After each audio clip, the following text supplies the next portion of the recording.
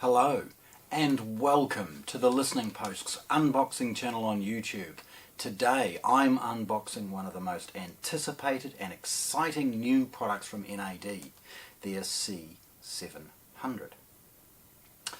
NAD has been providing us with some of the best examples of streaming interfaces and sound quality for streaming devices.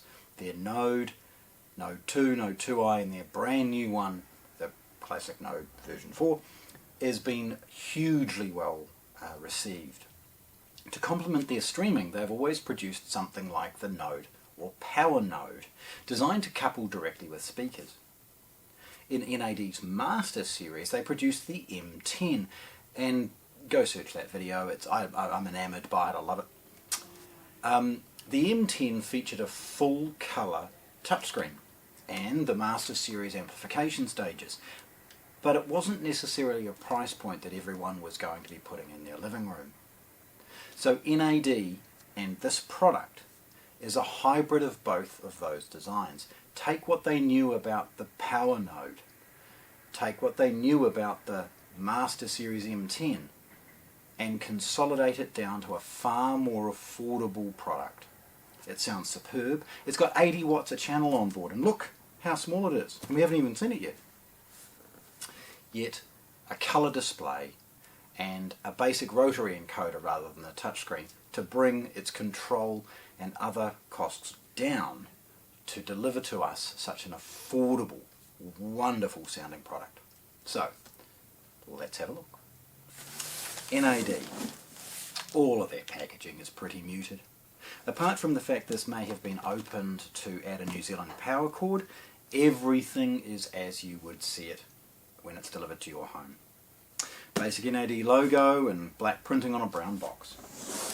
It's got a line drawing of the product itself, along with some implications of its feature set, including MQA, aptX and other things along those lines. On one end we've got a warning label of something associated with the battery, probably for the remote, and then scannable information associated with its model and serial number.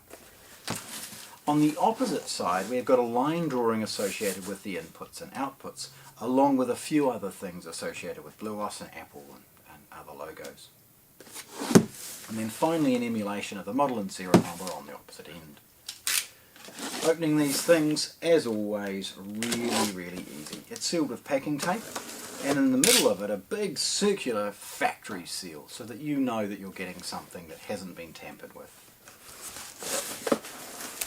From this point it's pretty straightforward. The first layer is actually protected by an additional piece of cardboard, and that's to stop some heavy-handed knife dragging across the top, potentially cutting or damaging your product.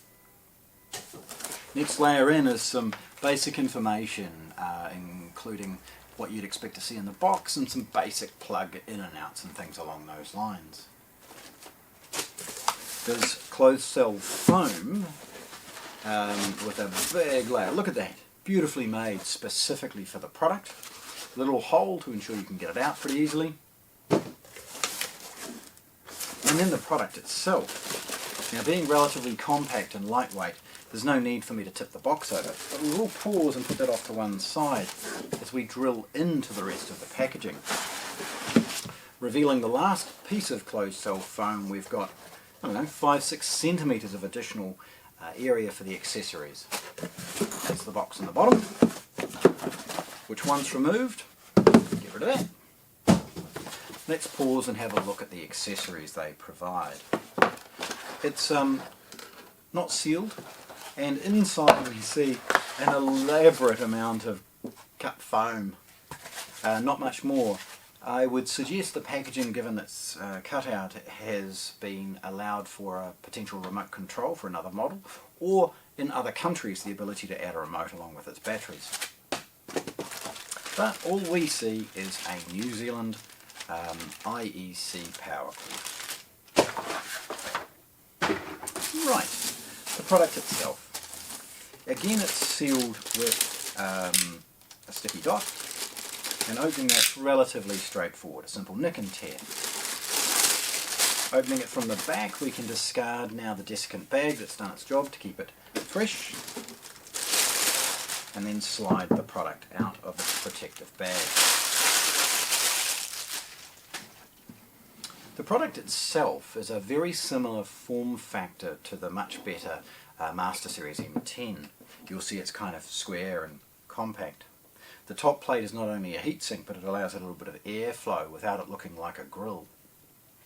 The front display is protected with one of those peel-off labels, and I always love getting rid of those. Again, the 5-inch display isn't a touchscreen in this model, but above it features an IR sensor. And as always, please hang around for some photographs. I'll power this unit up and take some close-ups of the display and some of the setup menus.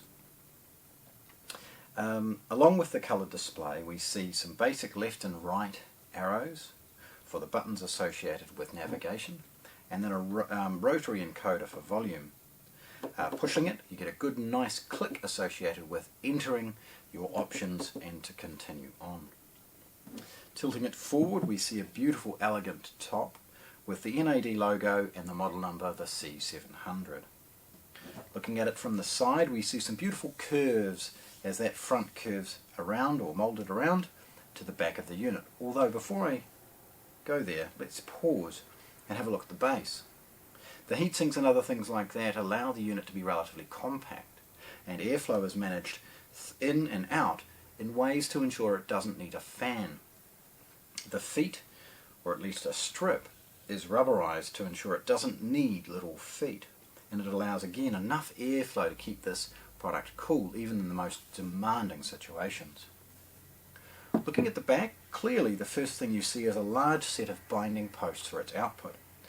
They're clearly delineated as far as positive and negative, and they're protected with those classic little plastic pucks or pins that can be removed if you're going to be using banana plugs. The next we see is its traditional IEC 3-pin power plug. Above it we see the ability to a tap for standby and other controls, as well as, I believe, pushing and holding it will do a factory reset. You've got a USB specifically for the servicing and software update side of things, and then the network input and USB. Although this will run wirelessly on your network, we would always recommend that any audio streaming device is connected via a cable if you can. So hence, the network socket is very obviously here. The USB allows for basic playback from small pen drives. It's not really designed to deal with much larger capacity hard drives. Ultimately, throw that on a NAS drive and it will stream via your network. It features a rear HDMI with eARC for audio, allowing this device to perhaps sit neatly with a television and provide you with both stereo and the replacement of those sometimes inept television speakers. There's a Toslink optical input along with a coaxial input utilising NAD's DACs. Now, on that note, they're running 24-bit 192K DACs inside this very affordable compact model. It's wonderful to see their investment because they understand that the quality of that DAC is going to influence everything, so they have not scrimped, and with that the sound is absolutely perfect. There is a subwoofer output, and that means that this compact unit can be reinforced with something with a little bit more Wellian dynamics at the bottom, like a sub. There's a pre-out, enabling this device to be utilised perhaps as a streamer into a much larger power amp, and then two traditional analog inputs as well. There is a 12-volt trigger out and an IR in for external control for maybe an automation system, or if this is in a cupboard, an IR sensor in a convenient location. Spinning it around and again having a look at the side, and then the front, we see this beautiful, beautiful product. Stunning sound, amazing price point. It'll run MQA, it's got Bluetooth on board, it'll cover off every streaming service you can possibly think of, along with podcasts and internet radio and everything you would want. It takes everything NAD and Bluesound have done so well for streaming in all of their history. It adds a wonderful amplifier So basically add some speakers and you're gold as far as this product goes. So there we have it. Very proud to have shared NAD's brand new C700 streaming amplifier with a beautiful beautiful display and rotary encoder for control. Unboxed here at the Listening Post in Christchurch, New Zealand. Thanks for watching. If you want to see more, subscribe to our channel.